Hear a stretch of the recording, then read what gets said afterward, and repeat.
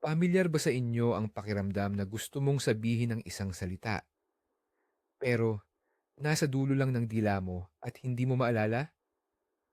O kaya naman, pagkatapos kumain ng tanghalian, gusto mo na lang humiga at matulog kaysa magtrabaho ng todo?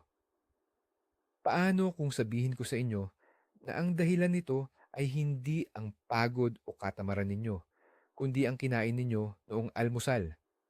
Ngayon, sasama tayo sa isang nakakawiling biyahe patungo sa mundo ng neurokusina at pag-uusapan natin ang mga pagkain para sa ating utak. Tatalakayin natin ang 20 superfoods na makakapagpatala sa inyong isip, parang blade ang talim, at makapagpapatibay sa inyong memorya, parang bakal ang tibay. Magugulat kayo kung gaano kadali silang isama sa inyong dieta para gumana ang inyong main processor sa pinakamataas na kapasidad nito. Panoorin ninyo ito hanggang dulo at malalaman ninyo kung paano gawing upgrade sa inyong talino ang simpleng pamimili sa grocery.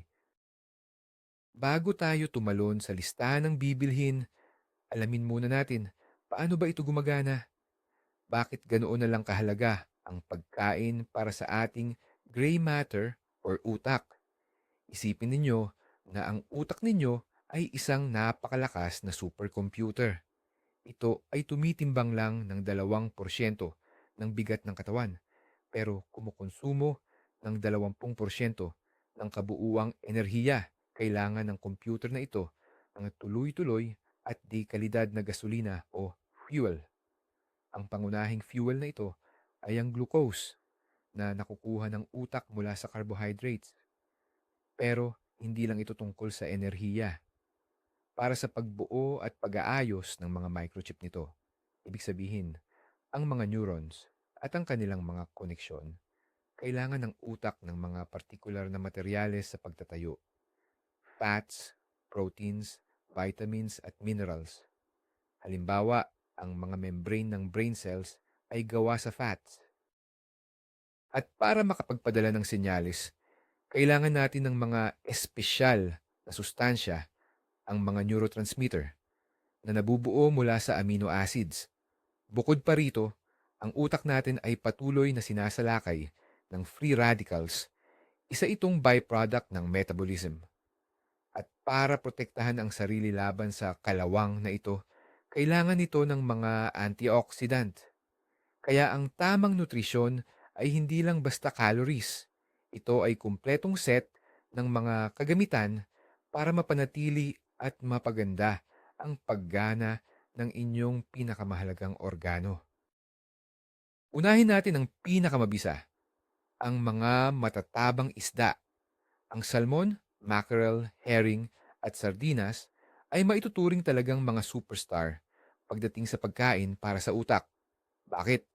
Ang sikreto ay nasa omega-3 fatty acids. Halos 60% ng ating utak ay taba at malaking porsyento ng taba na iyon ay binubuo ng omega-3. Ang mga asidong ito ay napakahalaga sa pagbuo ng mga lamad or membranes ng ating nerve cells. Isipin mo na lang na ang mga healthy fats na ito ay literal na sumasanib sa dingding ng iyong mga neurons. Ginagawa itong mas flexible at elastiko. Dahil dito, mas mabilis at mas epektibong na ipapasa ang mga signal. Ipinapakita ng mga pag-aaral na ang regular na pagkain ng isda ay konektado sa pagganda ng memorya, kakayahan sa pag-aaral, at maging sa pagbagal ng paghina ng cognitive functions habang tumatanda. Bukod pa rito, ang omega-3 ay may malakas na anti-inflammatory na epekto na napakahalaga rin para sa kalusugan ng utak. Kaya kung gusto mong i-level up ang iyong memorya, ang pagkain ng ilang serving ng matatabang isda kada linggo ay ang iyong walang mintis na desisyon. Ito ang sitwasyon kung saan ang taba ay hindi kalaban, kundi ang matalik na kaibigan ng iyong talino. Ngayon, pag-usapan naman natin ang inumin na hindi kumpleto ang umaga ng marami, ang kape. Maraming debate tungkol dito. Pero sa utak natin, malaki ang naitutulong nito basta't inumin lang ng tama. Ang dalawang pangunahing sangkap sa kape na talagang gumagana ay ang caffeine at antioxidants. Ang caffeine ay napakatalino kung paano ito gumagana. Hinaharangan nito ang isang kemikal sa ating utak na tinatawag na adenosine, na siyang nagpapaantok at nagpaparamdam sa atin ng pagkapagod. Ang resulta, syempre, masigla tayo at mas nakakapag-focus. Pansamantala lang ang epekto. Pero minsan, yan mismo ang kailangan natin para matapos ang isang mabigat na gawain. Bukod pa riyan, nakakatulong din ang caffeine na tumaas ang level ng ating good mood hormones tulad ng serotonin. Pero huwag din nating kalimutan ang papel ng antioxidants. Isa ang kape sa pinakamayayamang source nito. Pinoprotektahan ng mga sangkap na ito ang ating mga cells laban sa pinsala. Ang regular at tamang pag-inom ng kape ay iniuugnay sa pagbaba ng panganib sa neurodegenerative diseases tulad ng Parkinson's at Alzheimer's. Ang pinakamahalaga, huwag magsobra-sobra. Pakinggan ang katawan at iwasan ang pagkape sa hapon o gabi para hindi maapektuhan ang kalidad ng iyong tulog. Ang susunod na item sa listahan natin ay isang maliit pero di kapani-paniwalang makapangyarihang prutas. Pinag-uusapan natin ang tungkol sa blueberry. Madalas itong tawaging brainberry at karapat-dapat lang ang titulong yan. Ang matinding kulay bughaw at lila ng blueberry ay dahil sa anthocyanins, isang grupo ng plant compounds na may napakalakas na antioxidant at anti-inflammatory na katangian. Ang mga compound na ito ay tumutulong labanan ang oxidative stress at pamamaga sa loob ng utak, dalawang pangunahing sanhi ng pagtanda ng utak at pagdevelop ng neurodegenerative diseases.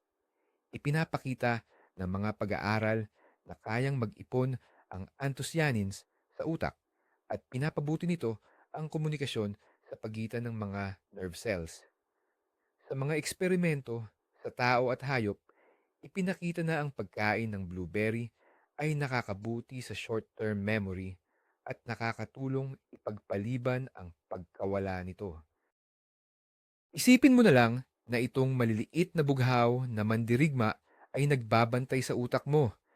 Dinedisarmahan ang mga kaaway at inaayos ang koneksyon ng bawat bahagi. Magdagdag lang ng isang dakot ng sariwa or frozen na blueberry sa iyong oatmeal, yogurt, or smoothie. Isa itong simple at masarap na paraan para bigyan ang utak mo ng malakas na panangga. Ngayon, magdagdag naman tayo ng kaunting ginto sa ating kinakain. Ang tinutukoy ko ay ang turmeric, ang matingkad na dilaw na pampalasa na pangunahing sangkap sa curry. Ang pinakaaktibong sangkap na makikita sa turmeric ay ang curcumin.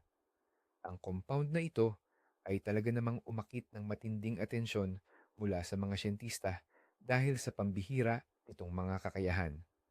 Una sa lahat, ang curcumin ay isang napakalakas na antioxidant at may kakayahang maging anti-inflammatory.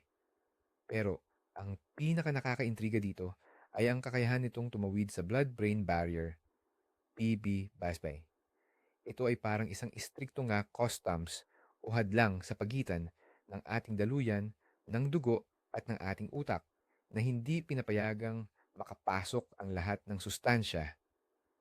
Ang curcumin naman ay kayang diretsong pumasok sa utak at magbigay ng magandang epekto. May mga pag-aaral na nagpapakita na nakakatulong ito na pahusayin ang memorya ng mga taong may Alzheimer's disease at sinasabing nagpapadali pa ito sa paglilinis ng utak mula sa amyloid plaques na isa sa mga sanhi ng sakit na ito. Higit pa rito, maaaring pasiglahin ng curcumin ang produksyon ng brain-derived neurotrophic factor o BDNF. Ito ay parang growth hormone para sa ating mga neurons na tumutulong sa kanila upang lumaki at makabuo ng mga bagong koneksyon para mas maging epektibo ang pagsipsip ng ating katawan sa curcumin. Inirekomenda itong kainin kasabay ng black pepper or paminta. Ngayon, dumako naman tayo sa gulay at ang bida natin ay ang broccoli. Ang berdeng gulay na ito ay sagana sa sustansya na napakahalaga para sa utak. Sa isang average na serving lang ng broccoli, makukuha mo na ang higit sa 100% ng araw-araw na kailangan mo ng vitamin K. Ang bitaminang ito ay hindi masyadong pinag-uusapan tulad ng vitamin C o D, pero may malaking papel ito para sa utak. Mahalaga ang vitamin K para makabuo ng sphingolipids, isang espesyal na klase ng fats na matatagpuan ng marami sa cell membranes ng ating utak. Sa madaling salita, isa ito sa pinakamahalagang materyales sa pagbuo ng utak. Bukod sa vitamin K, mayaman din ang broccoli sa antioxidants, kasama na ang sulforaphane na may matinding epekto laban sa pamamaga or anti-inflammatory. Marami rin itong vitamin C. Ang kombinasyong ito ng sustansya ay nagpapatunay na ang broccoli ay isang mahusay na pagkain para protektahan ang utak mula sa pinsala at mapanatili ang istruktura nito sa perpektong kondisyon. Kaya huwag mong kaligtaan itong kulot na gulay. Maaari itong maging tunay na bodyguard ng iyong mga neurons. Pwede mo itong kainin ng hilaw, steam, o idagdag sa salads at mainit na pagkain. Huwag nating kalimutan ang mga maliliit na bagay. Kadalasan, sila pa ang may pinakamalaking ambag. Ang buto ng kalabasa ay isang perpektong halimbawa niyan. Itong maliliit na butil ay punong-puno ng mga micronutrients na napakahalaga para sa maayos na paggana ng ating utak. Una sa lahat, isa itong mahusay na pinagmumula ng zinc. Ang mineral na ito ay mahalaga para sa tamang pagpapadala ng nerve signals. Ang kakulangan dito ay iniuugnay sa iba't ibang kondisyon ng neurolohiya. Ikalawa, mayaman ito sa magnesium. Ang magnesium ay kritikal para sa pag-aaral at memorya. Kung kulang tayo rito, maaari tayong makaranas ng matinding anxiety at depression. Ikatlo, sagana rin ang buto ng kalabasa sa copper na kailangan ng utak para makontrol ang mga nerve impulses. At ikaapat, mayroon din itong iron or bakal. Ang kakulangan sa iron ay madalas nagdudulot ng tinatawag na brain fog at paghina ng cognitive functions. Ibig sabihin, sa isang dakot lang ng butil na ito, makukuha mo na ang isang kwarteto ng malalakas na elemento para suportahan ang iyong talino. Maaari mo itong ihalo sa salad, sa baked goods, o kainin lang bilang masustansyang merienda. Ito ang pinakasimpleng paraan para masiguro na nakukuha ng iyong utak ang lahat ng parts na kailangan nito. May magandang balita para sa mga mahihilig sa matamis. Ang dark chocolate na mataas sa kakao, 70% o higit pa, ay hindi lang simpleng pampagana, kundi isa itong tunay na eliksir para sa ating isip. Ang mga pangunahing sangkap dito ay ang flavonoids, caffeine, at antioxidants. Ang flavonoids ay grupo ng plant compounds na, ayon sa pag-aaral, ay may kakayahang pagandahin ang ating cognitive functions o kakayahan sa pag-iisip. Nakakatulong ang mga ito upang bumuti ang daloy ng dugo sa utak at protektahan ang nerve cells mula sa anumang pinsala. Natuklasan ng mga siyentista na ang flavonoids ay may kakayahang mag-ipon sa mga bahagi ng utak na responsable sa pag-aaral at memorya tulad ng hippocampus. Ipinakita ng isang pag-aaral na mas maganda ang naging performance sa memory tests ng mga kalahok na kumain ng dark chocolate kumpara sa mga kumain ng white chocolate na walang flavonoids. Bukod pa rito, kilala rin ang tsokolate sa kakayahan nitong magpabuti ng ating mood o pakiramdam, na mahalaga rin para sa produktibong pag-iisip. Kaya naman, ang ilang piraso ng dekalidad na dark chocolate araw-araw ay hindi lang masarap na dessert, kundi isa rin itong kapakipakinabang na investment sa iyong kakayahan sa pag-iisip. Pagdating sa merienda o pagkain na pampatalas ng isip, walang tatalo sa mga mani, lalong-lalo na ang walnuts, na ang hugis ay kahawig talaga ng utak ng tao. At hindi ito nagkataon lang. Ang mga walnuts ay sagana sa plant-based na omega-3 fatty acids, pati na rin sa mga antioxidant. Pero hindi lang yan. Ang iba pang mani tulad ng almonds or hazelnuts ay napakabisa rin. Ang mga ito ay mahusay na pinagmumulan ng vitamin E. Ang fat-soluble na vitamin E na ito ay gumaganang parang makapangyarihang antioxidant. Pinoprotektahan nito ang cell membranes mula sa pinsalang dulot ng free radicals. Isipin mo na lang na si vitamin E ay lumilikha ng isang hindi nakikitang panangga sa paligid ng bawat nerve cell o selula ng iyong utak. Dahil sa pagtanda, lalong lumalakas ang oxidative stress sa ating utak. Kaya, ang sapat na pagkonsumo ng vitamin E ay nakakatulong upang mapabagal ang paghina ng cognitive functions at panatilihin ang linaw ng isip sa mahabang panahon. Ang madalas na pagkain ng mani ay iniuugnay sa pagbuti ng memorya at pagbaba ng peligro na magkaroon ng Alzheimer's disease.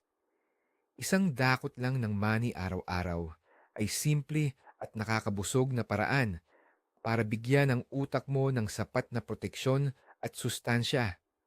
Ang mahalaga, pumili ng mani na walang dagdag na asin o asukal. Kung pag-uusapan pa rin natin ang prutas, syempre, hindi natin pwedeng kalimutan ang orange at iba pang citrus fruits. Isang katamtamang orange lang ang kainin mo at halos nakuha mo na ang buong daily requirement mo ng vitamin C. Tandaan, itong vitamin C ay isa sa mga pangunahing tagapagtanggol ng ating utak.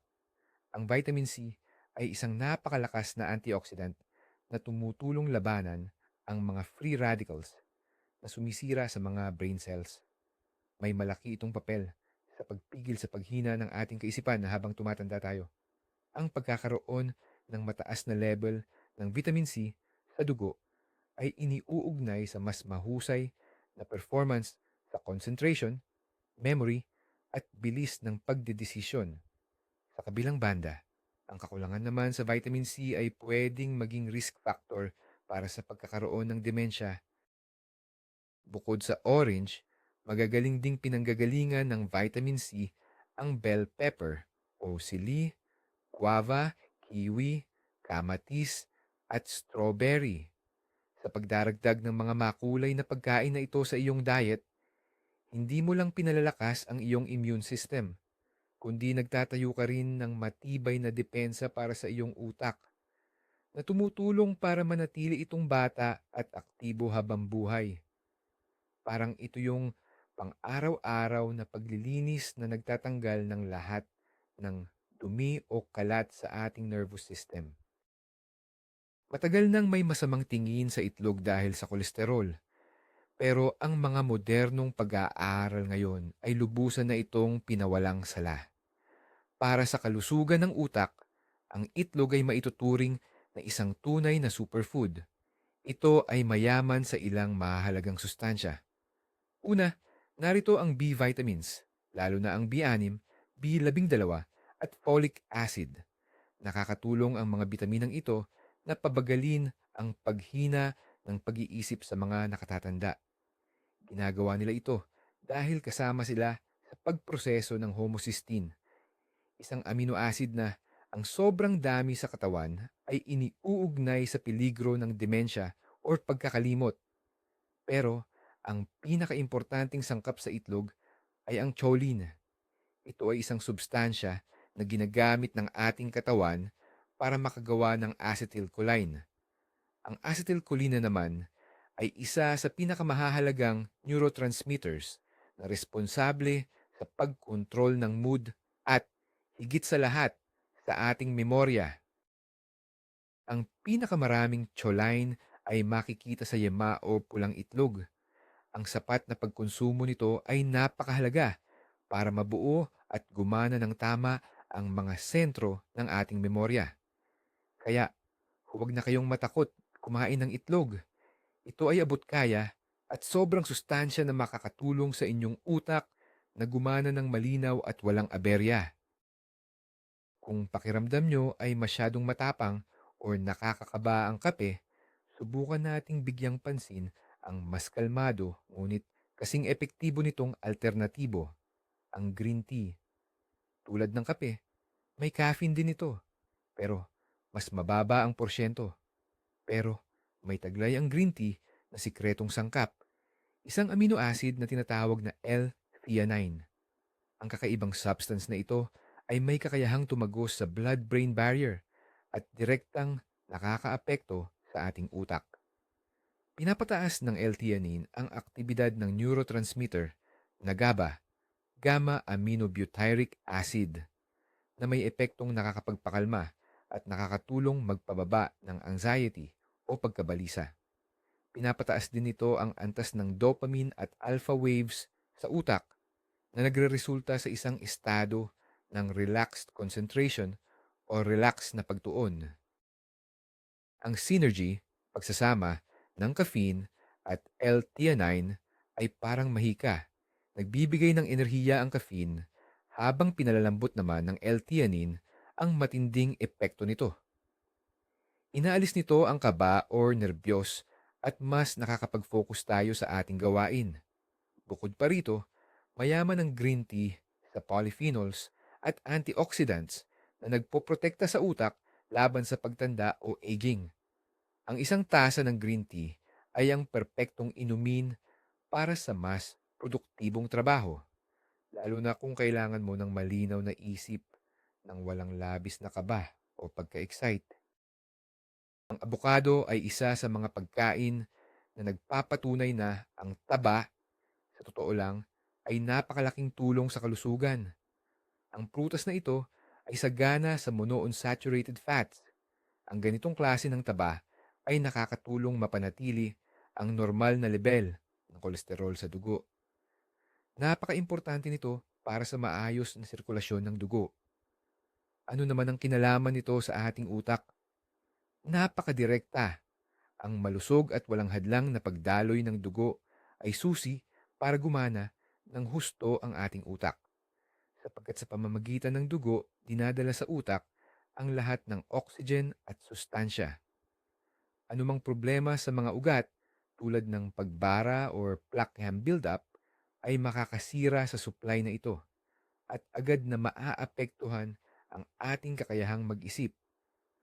Sa madaling salita, tinutulungan ng abokado na panatilihing malinis at maayos ang lahat ng daanan na humahantong sa ating sentro ng pag-iisip.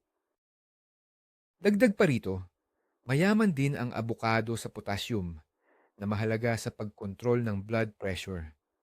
Kapag isinama mo ang abokado sa iyong dieta, halimbawa bilang spread sa toast para sa almusal o sa iyong salad, gumagawa ka ng mahalagang pamumuhunan para sa pangmatagalang kalusugan ng iyong cardiovascular system asterisk at syempre ng iyong utak.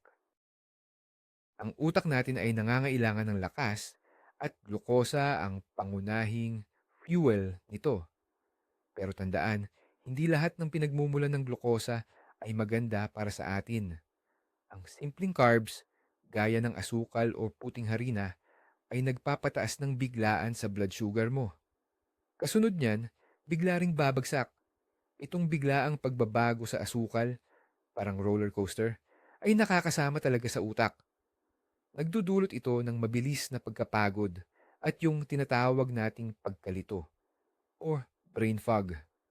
Pero ibang usapan ang whole grains o ang mga complex carbohydrates. Ang oatmeal, quinoa, brown rice at whole wheat bread ay bumababaon ng mabagal sa ating sistema. Dahil dito, dahan-dahan at stable lang ang paglabas ng glukosa sa dugo. Para itong pagkakaiba ng pagsunog ng isang pirasong papel na biglang sisilab at mamamatay agad sa pagsunog ng isang malaking panggatong na nagbibigay ng patuloy at pari-parehong init sa loob ng matagal na oras. Sa ganitong tuloy-tuloy na supply ng fuel, nagiging stable at mas epektibo ang trabaho ng utak mo sa buong araw. Walang biglaang pagbaba sa konsentrasyon o lakas.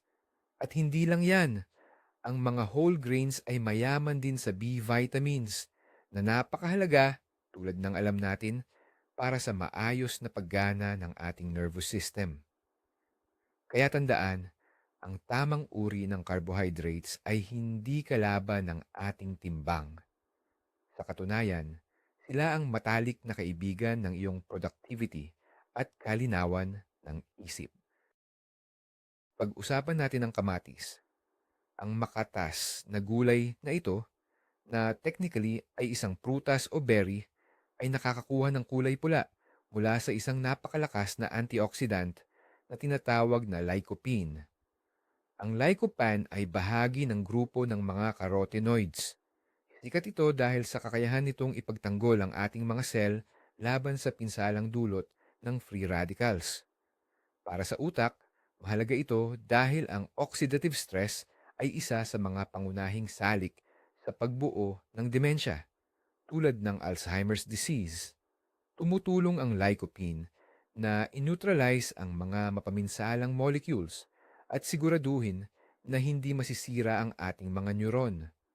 Ang nakakatuwa, ang pagluto sa kamatis, gaya ng paggawa ng tomato sauce o pasta, ay mas nagpapataas pa ng tinatawag na bioavailability ng lycopene.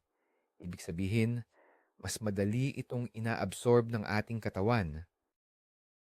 Nakakatulong din sa absorption ng importanteng nutrient na ito ang pagdagdag ng kaunting healthy fats, tulad ng olive oil. Kaya naman, ang isang plato ng pasta na may tomato sauce o kaya ay salad na may kamatis at olive oil, hindi lang ito masarap, kundi talagang napakahusay para mapanatili ang kalusugan at kabataan ng iyong utak sa cellular level. Ang beetroot ay isang gulay-ugat na sadyang may nagmamahal at sadyang may hindi nagugustuhan.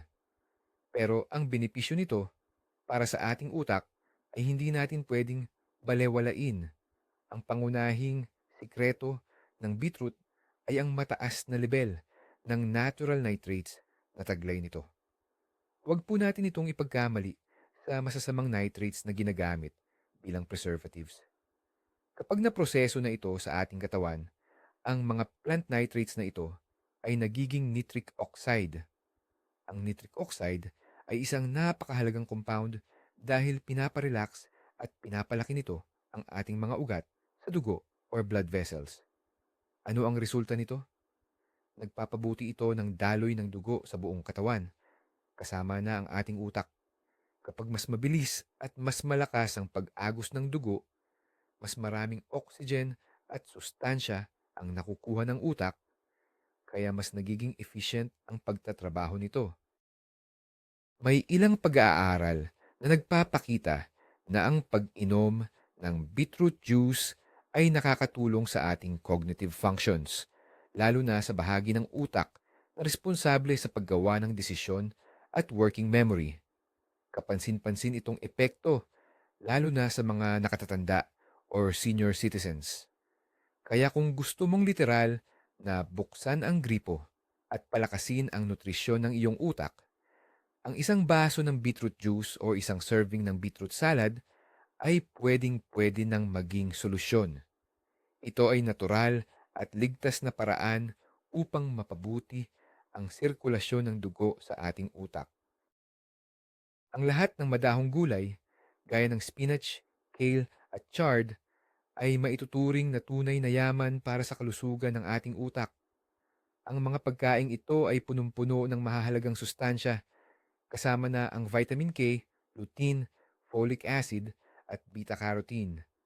Ipinapakita ng mga pag-aaral na ang mga taong regular na kumakain ng mga madahong gulay ay mas bumabagal ang pagbaba ng cognitive abilities habang tumatanda.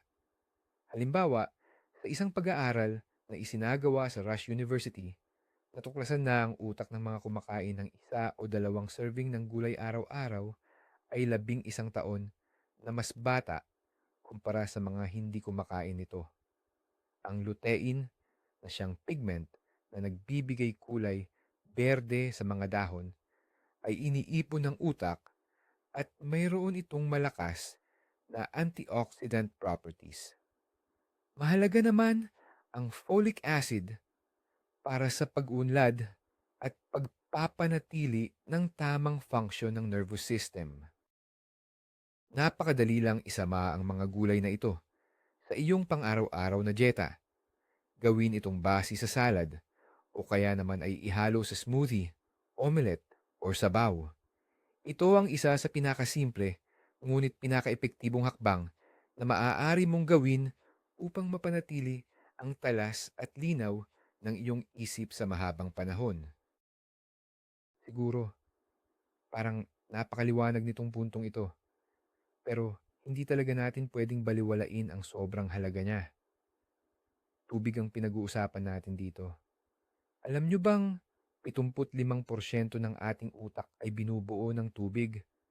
Kaya naman, kahit bahagya lang ang kakulangan sa tubig o dehydration, malaki agad ang epekto nito sa pag-iisip natin. Kapag nagkulang tayo sa fluid, mabilis tayong makalimutan, hirap na tayong mag-concentrate, at mararamdaman mo yung tinatawag na brain fog or pagkalimlim ng isip. Kaya ka nagiging matamlay, mabilis mainis, at hirap na hirap ka ng gumawa ng mga mental tasks. Nagdudulot din ng pananakit ng ulo ang dehydration na siguradong hadlang sa pagiging produktibo mo. Isipin mo na lang yung isang makatas na prutas na biglang nalalanta kapag inalis mo sa tubig. Ganito rin ang nangyayari sa utak mo. Kaya napakahalaga na mapanatili mo ang sapat na water balance buong araw. Huwag mo nang hintaying mauhaw ka. Yun kasi ang senyalis na nag-uumpisa ng ma-dehydrate ang katawan mo. Maglagay ka ng bote ng tubig sa desk mo at subukan mong sumimsim ng ilang lagok kada oras. Napakasimple nito, pero ito ang pangunahing gawi para panatilihing matalas ang iyong isip.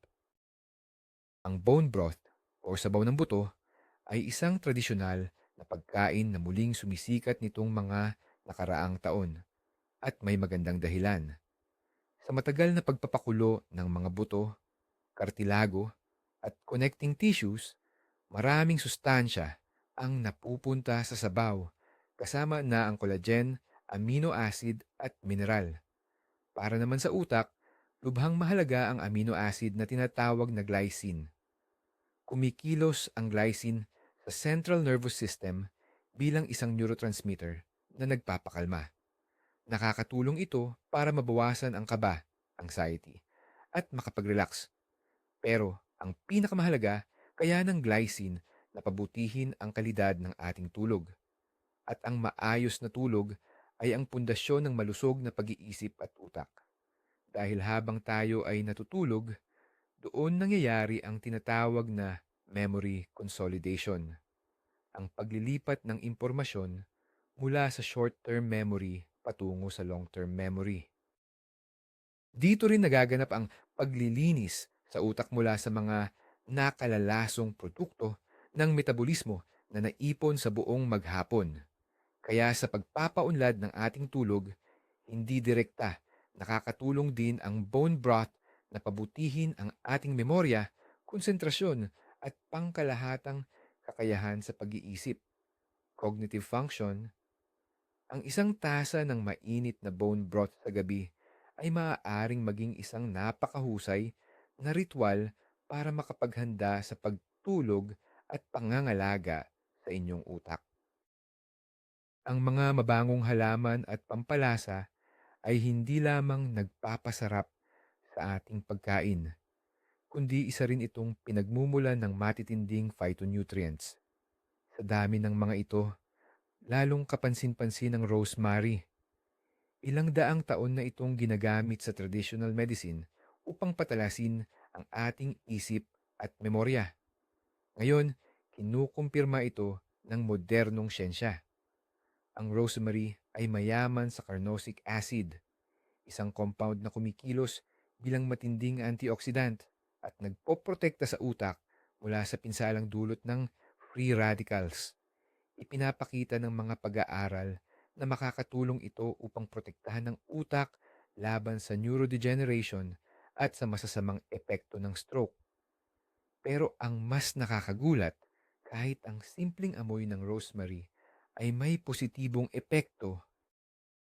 Sa isang pag-aaral, ang mga individual na nasa silid na may amoy ng rosemary essential oil ay nakakuha ng mas mataas na marka sa mga test para sa memorya at pagiging alerto kumpara sa control group. Kaya naman, huwag mag-alinlangang magdagdag ng sariwa o tuyong rosemary sa inyong karne, gulay, o kaya naman ay ihalo sa tsaa. Ang isang maliit na pasong rosemary na nakalagay sa inyong kusina or sa work desk ay hindi lang magiging palamuti, kundi isa rin itong personal mong pampatalas ng memorya at isip. At ang panghuli, pero isa sa pinakamahalaga sa listahan natin, ang mga fermented na pagkain. Ang yogurt, kefir, sauerkraut, kimchi, at kombucha. Lahat ng ito ay mayaman sa probiotics or yung tinatawag nating nakabubuting bakterya. Ano ang koneksyon ng bakterya sa bituka at ng utak? Napakadirekta. Nitong mga nakaraang taon, lalong lumalawak ang pag-aaral ng mga siyentista tungkol sa gut-brain axis or ugnayan ng bituka at utak. Ang ating bituka ay tinatawag ding pangalawang utak at talagang direkta itong nakakonekta sa central nervous system. Ang microflora sa bituka ay lumilikha ng maraming neuroactive substances. Kasama na riyan ang serotonin at dopamine na nakakaapekto sa ating pakiramdam at pag-uugali. Nakakatulong ang isang malusog na microbiome na pababain ng pamamaga or inflammation sa katawan na siyempre maganda rin para sa utak. Ipinapakita ng ilang pag-aaral na ang hindi balanse sa bakterya ng bituka ay may kaugnayan sa anxiety, depression, at maging sa autism. Sa pagkain ng mga fermented na pagkain, pinupuno mo ang iyong bituka ng mga mabubuting sundalo na nagtatrabaho para sa kapakinabangan ng buong organismo kasama na ang inyong main command center. Ang malusog na bituka ay pundasyon para sa malusog at masayang utak. Kaya, tulad ng nakita ninyo, hindi naman ganoon kahirap gawing parang laboratory ang kusina ninyo para sa pag-boost ng brain power. Ang pinaka-importanting takeaway dito ay hindi ito tungkol sa iisang magic superfood lang, kundi sa pagbuo ng diet na diverse at balanse. Ang fatty fish, mga prutas na matingkad ang kulay, berdeng gulay, healthy fats, mani, at pati na ang isang tasa ng kape o isang hiwa ng dark chocolate. Lahat ito, hindi lang simpleng pagkain. Ito ang bumubuo sa inyong mga ideya, gasolina para sa concentration, at panangga para sa inyong mga alaala. Sa tuwing pipili kayo ng pagkain na masustansya, naglalagay kayo ng maliit pero napakahalagang investment sa pinakamahalaga ninyong asset, ang isang matalas at malinaw na isip. Maraming salamat sa panonood ng video na ito hanggang dulo. Sana ay marami kayong natutunan na bago at kapakipakinabang para sa inyo. Kung ganoon, sana ay suportahan nyo ang aming channel. Mag-like sa video na ito at mag-subscribe para hindi kayo mahuli sa aming mga bagong episode kung paano maging best version ng inyong sarili. Ngayon, may tanong ako sa inyo. Ano ang mga pagkain na ginagamit ninyo para mas mapaganda ang performance ng utak? O Baka naman napansin ninyo na may mga pagkain na nakakaistorbo sa inyong concentration. I-share ang inyong karanasan sa comment section. Sama-sama tayong bumuo ng pinakakapakipakinabang na diskusyon.